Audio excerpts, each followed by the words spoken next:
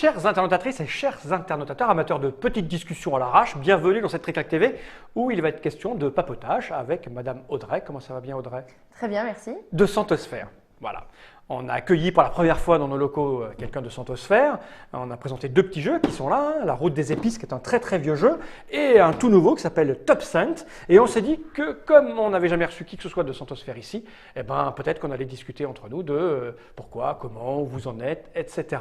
On va commencer donc par discuter vite fait de l'âge de Santosphère, parce que les gens, nous Trick Track existe depuis à peu près 16 ans, et même s'il y a une fiche de La Route des Épices depuis des années sur Trick Track, bon, on n'en parle pas beaucoup de Santosphère parce que c'est une entreprise un peu particulière qui a commencé au tout début, il y a 27 ans, avec un jeu basé sur les odeurs. Alors un jeu, on peut en discuter, mais c'est un jeu qui se pratique énormément dans le sud de la France surtout, mais aussi dans le nord et à l'est et à l'ouest, c'est le loto. Des odeurs. Voilà, là c'était un loto, mais des odeurs, puisque la particularité de Santosphère, comme son nom l'indique, Santos, c'est tout ce qui va avec le nez. Votre spécialité, c'est des jeux à base d'olfaction. Voilà. Et La Route des Épices est venue après le loto des odeurs. Après le loto des odeurs, oui. Voilà, donc dans les années fin 90, puisque La Route des Épices a été As d'or en 1999.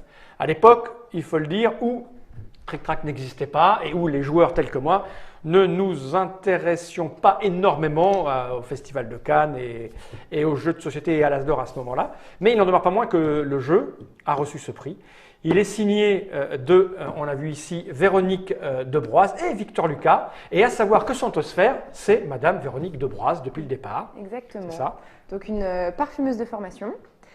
C'est pour ça qu'elle a commencé par créer le loto des odeurs. C'était vraiment, elle s'est rendue compte que le sens olfactif était complètement oublié de tout ce qui était l'éveil dans notre société actuelle.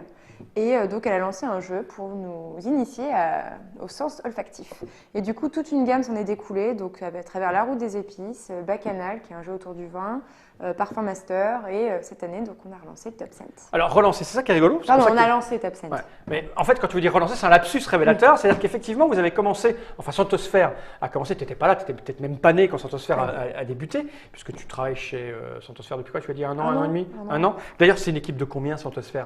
On est une petite équipe, donc en fait on a deux pôles, c'est-à-dire qu'on est basé à Paris sur tout ce qui est pôle création, où on est une quinzaine, et après on a une usine dans les Yvelines où on produit nos jeux, et là il y a une quinzaine de personnes également, donc au total on est une trentaine d'employés. Donc déjà ça c'est assez rare dans le monde du jeu tel qu'on le fréquente et on le côtoie, c'est-à-dire que vous avez cette particularité de tout travailler en interne, donc la plupart des produits sont signés Véronique Debroise, puisque c'est son bébé, c'est son envie, c'est son occupation, c'est ce qu'elle aime faire, elle s'est entourée de gens, mais du début à la fin de la chaîne, y compris la fabrication. C'est-à-dire que vous avez une usine, l'usine Santosphère, dans laquelle, quand vous avez une idée, vous la travaillez dans vos laboratoires de recherche d'idées, jusqu'à la fabrication. Alors, il faut dire que c'est un peu normal, parce que dans toutes les boîtes, il y a, on va en montrer, on va ouvrir ça là, c'est la dernière, hein, il y a ces petites choses-là, qui sont ni plus ni moins que des petites boîtes. Des godets d'odeur. Des godets d'odeur qui sont hermétiquement fermés, et il y a des petits trous. Et là, alors là, je connais cette odeur. Je l'ai dit tout à l'heure, on y a joué, c'est du Malabar. Non, je ne sais plus. C'est la vanille. Non, la fraise. C'est la fraise. Donc voilà. Et ça, effectivement, il doit y avoir peu d'usines en France qui fabriquent ça. D'où l'idée d'avoir la vôtre. Oui. Donc vous avez donc une usine où on fabrique ce genre de choses. Et l'usine ne s'appelle pas Santosphère, ça s'appelle ProSantos. ProSantos? Oui. C'est vraiment deux entités, mais qui sont réunies sous création Véronique Debroise. Et donc, on a dit, vous avez commencé avec le loto des odeurs, La Route des Épices, et puis vous êtes parti, alors parce que vous avez un catalogue super méga épais. Hein, assez fourni. Voilà, il est assez fourni. Bah, mais en fait, c'est parce que vous êtes, Véronique Debroise est là. Pour ceux qui l'ont peut-être croisé, moi je l'ai croisé plusieurs fois, je le disais, à la bibliothèque de Boulogne-Billancourt et autres, parce que bon, vous êtes un peu basé là-bas. Et on l'a vu souvent. Et là, c'est l'usine. L'usine est là. En déporté, tu l'as en plus gros, je pense. Voilà, ça c'est l'usine. Je vais même zoomer à l'intérieur. Tiens. Enfin, on voit pas grand-chose. Ouais, mais c'est quand même rigolo et impressionnant de se dire que voilà, c'est une entreprise de jeu qui contrôle tout de A jusqu'à Z, y compris l'usinage. C'est pas la chose la plus simple et la plus. C'est intéressant d'industrialiser. Hein. Ouais, c'est ça. Vraiment, on a beaucoup de flexibilité et de contrôle sur les jeux qu'on sort, et donc c'est très intéressant. Et donc ce catalogue assez énorme, il est parti sur une voie qui n'était pas très empruntée, mais qui commence à être maintenant vraiment très très très développée. C'est le loisir créatif. Pourquoi le loisir créatif? Donc forcément, Véronique étant parfumeuse a commencé par des jeux olfactifs.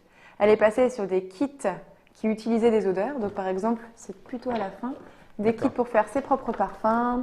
Encore un peu. Voilà. Ah, des kits cosmétiques. Ses propres crèmes, ses propres shampoings. Là, on crée ses propres parfums, ses propres savons. Donc, c'est vraiment des kits autour. Après, on a des bougies. Donc, c'est des kits pour créer des choses avec des odeurs. Et ça, toujours dans vos usines? Toujours dans votre usine, ouais, au maximum. Et donc, là, c'est en quelque sorte du loisir créatif. Et donc, de là, c'est décliner certaines gammes assez fortes, comme Aquarellum, Sublimage. Et donc vraiment, là où c'était du loisir créatif pur et dur, où il n'y avait plus d'olfaction, mais ça a été une évolution logique, en fait. Oui, parce que j'imagine quand vous avez créé une demande, et puis on dit, ah mais est-ce que vous avez ça, est-ce que vous avez ça, et puis finalement vous réfléchissez, puis comme vous êtes autonome de A jusqu'à Z, vous le produisez. Et maintenant, donc on a des bijoux, là c'est de la mosaïque, on va venir agrémenter des images, de la pâte à rêve. Donc ça par contre, c'est pas produit dans notre usine, c'est une pâte à modeler qui durcit à l'air libre. Là, toute une gamme de loisirs créatifs qui éveille à différentes techniques. De tableaux pailletés, métallisés, avec du velours aussi. Okay. Et donc le lapsus, c'est que vous êtes parti du jeu, vous êtes passé par le loisir créatif et vous revenez dans le jeu en fait avec TopScent, c'est-à-dire qu'à un moment donné, vous vous êtes rendu compte que le secteur ludique avançait, changeait, évoluait et que cette petite particularité que vous aviez il y a 20 ans est toujours une particularité. Il n'existe toujours rien à base d'odeur à part chez vous. Voilà, on est toujours l'unique éditeur de jeux olfactifs, donc on s'est dit que c'était assez unique comme façon d'éveiller les sens parce qu'au final, le sens olfactif n'est vraiment pas du tout stimulé dans notre société actuelle. Donc, c'est marqué sur notre catalogue. Le but de Santosphère, c'est l'éveil des sens. C'est écrit là, l'éveil des sens. Donc, reproposer cette façon d'éveiller le sens olfactif de façon ludique. Donc, on est reparti sur TopScent. Alors, comment on peut expliquer, vous y réfléchissez chez vous, vous avez je sais pas, vous réunissez, des brainstorming, j'en sais rien. Comment vous expliquez ce fait que il n'y ait que vous et personne d'autre? Est-ce que c'est parce que ça ne vient pas à l'idée des gens? Pourtant, ça existe, la route des épices, c'est quand même, je pense, relativement connu chez la plupart des joueurs qui sont dans le secteur ou des autres éditeurs. Moi, je n'y avais jamais joué, mais je connaissais le jeu, je connaissais le principe, je connaissais le principe des odeurs, mais bon, qu'est-ce qui fait que personne n'y va? Parce que c'est un truc qu'on pense que ça appartient à Santosphère, un peu c'est comme si Santosphère avait inventé le dé et que personne n'allait plus utiliser le dé dans aucun jeu, parce que c'est peut-être trop compliqué à produire. Vous avez réfléchi à ça? Je pense plusieurs choses. Tout d'abord, c'est assez unique qu'une parfumeuse soit à la tête d'une entreprise de jouets. Donc je pense qu'il n'y a pas beaucoup de chefs d'entreprise ou de responsables marketing, développement qui va se dire tiens, et si on ajoutait des odeurs? Parce que comme ce que je vous ai dit, c'est assez mis de côté comme sens. Donc je pense que ce n'est pas la priorité des gens et qu'il y a peu de parfumeurs qui se lancent dans cette voie ludique. Et ensuite, effectivement, il y a un savoir-faire technique, à savoir produire des odeurs, savoir les conserver, savoir les intégrer à un jeu qui nous est propre pour le moment. Donc voilà, donc je pense que c'est notre petite touche personnelle. Alors, du coup, je me mets à la place des auteurs qui nous écoutent ou d'autres éditeurs. Est-ce que vous avez déjà été contacté par des gens, parce que là, a priori, tout est fait en interne, en trouvant de Véronique un petit peu partout. Vous avez déjà des auteurs qui vous ont contacté avec des projets de jeux Oui, alors tout d'abord déjà, on a fait des projets pour des professionnels, ce qu'on appelle. Donc, par exemple, on a été contacté par L'Oréal ou différentes grosses entreprises pour lesquelles on a dû faire des produits sur demande. Ou donc là, on a été fournisseur et pas créateur de jeux, fournisseur d'odeurs notamment. Et notamment, là, on a relancé l'année dernière Patamania, donc un jeu avec une pâte à modeler qui a été créé par Agnès Quintin et Véronique Debroise, où là, on a été contacté par un créateur de jeu et qu'on a édité.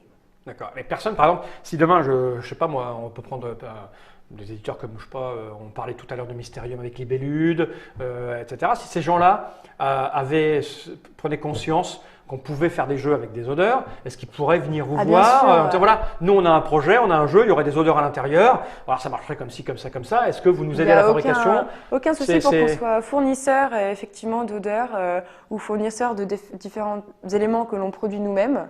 Bien au contraire, le principe d'industrialiser, c'est de pouvoir… En fait, Santosphère est une marque 100% faite en France. C'est vraiment une volonté d'encourager l'emploi local, la production locale et l'économie locale. Et donc, bien au contraire, si on peut s'entraider… On peut venir vous voir et puis produire un jeu dans lequel vous fourniriez ce genre de choses. Oui. Voilà, et après, on se débrouille avec la mécanique. D'accord. Alors je vais prendre ça parce qu'il y a quelques gens qui nous regardent.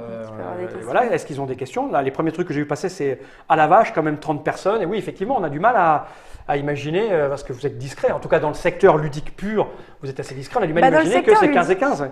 Dans notre catalogue, les jeux de société sont minoritaires pour le moment.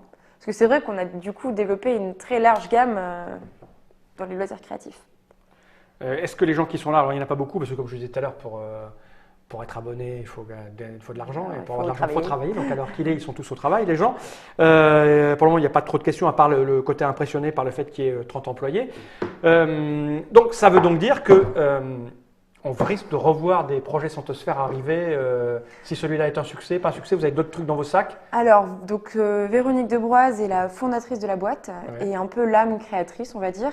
Et donc, c'est vraiment elle qui a eu cette volonté de retourner aux premières amours de Santosphère avec les jeux olfactifs.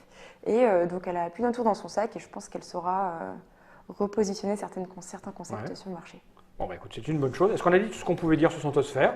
Moi, je crois. Ça fait à peu près 10 minutes, un quart d'heure qu'on parle. On a fait un petit peu le tour. Donc, je crois pas. Hein. Si, forcément, vous devriez débaucher M. Bruno Catala. C'est un auteur de jeu qui, dès qu'on lui propose un truc, il a des idées sans arrêt en permanence. Je crois qu'on a fait le tour, c'est-à-dire que c'est rigolo de voir à quel point le... Voilà, une de nos gammes qui a 20 ans d'ailleurs cette année et qui est une des gammes les plus fortes, c'est Aquarium. Ici. Mais il n'y a pas d'odeur là-dedans, c'est juste... Non, alors là, c'est vraiment du loisir créatif. C'est comment la marque a évolué vers un de ses on en parlait, des gammes best-sellers. Tu es allé à la Toy Fair de New York, hein, tu disais tout à l'heure, et moi j'y suis allé aussi, donc on ne s'est pas croisés, mais je te disais, effectivement, à la Toy Fair de New York, les loisirs créatifs, c'est vraiment un secteur, ça prend beaucoup plus de place quasiment que les jeux de société sur place. Parce que les jeux de société sont souvent un peu les mêmes, des trucs pour rapidité, déconnade, mais on trouve des tonnes de choses, des trucs à broder, à tricoter, à coudre, à monter, démonter, il y en a vraiment, vraiment, vraiment partout. C'est quelque chose qui est vraiment en train de beaucoup se développer, le loisir créatif. Ok, bon, c'est rigolo de voir départ sur du jeu de société, gros développement d'entreprise sur du loisir créatif et retour au jeu de société. La boucle est faite et j'espère qu'on aura l'occasion de vous revoir encore, chère Madame Audrey. C'est un plaisir d'être ici. Ça, c'est une bonne chose. Bien, merci pour cette petite présentation rapide. J'espère qu'on vous a donné un petit aperçu de ce qu'était Santosphère et puis on se retrouve bientôt pour d'autres vidéos. Il y a une vidéo en tout cas de la route des épices, explication et une partie gagnée de main de maître par l'esprit le plus vif présent dans ces locaux, et un top cent où on ne sait pas qui a gagné, mais en tout cas on s'est arrêté parce que sinon on jouait pendant des heures, parce que c'est le genre de jeu idiot où on s'en fout du score et on joue juste encore une. Merci à toi d'être venu jusqu'à là. Ah, il y a une petite question. Il y a moyen de toucher du gros genre avec des nouveaux concepts? Oui, c'est vrai, c'est vrai. Voilà, monsieur Heinz disait que pour lui, Santosphère, c'était du jeu pour les enfants. Or, oui, on peut faire du vrai jeu pour joueurs avec des odeurs. Il n'y a pas de raison. Hein. Il y a des jeux avec du toucher. Exactement. Ouais. Voilà. Ok, merci à toi. À bientôt pour de nouvelles aventures. Ouais. On va regarder cette caméra à droite dans l'objectif et dire Jenny.